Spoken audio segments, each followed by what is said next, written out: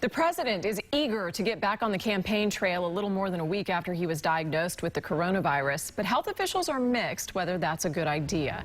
8 on your side's Ryan Hughes is in Tampa, and I understand the president just announced he is coming to Florida next week. Yeah, that's right. Good evening. So we just got notified that the president will be in Sanford near Orlando on Monday, and it comes at a time when he's either still dealing with or just getting over the coronavirus.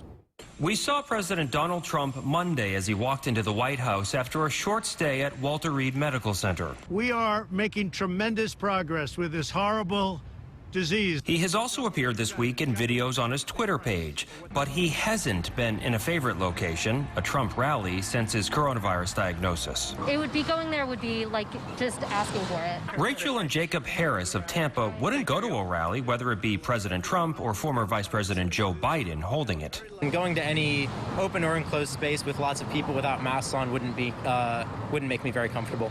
The president has suggested he may come to Florida as early as this weekend or perhaps next week to see his supporters.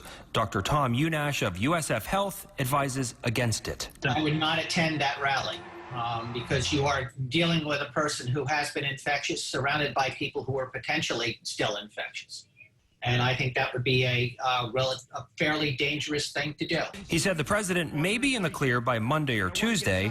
Moffitt infectious disease Dr. John Green thinks an appearance in front of a crowd is okay as long as people wear masks and socially distance. There may and likely be a plexiglass, which gives you some protection, number one. Number two, if it's done outdoors, the air is so diluted out here that there's very minimal chance of spread.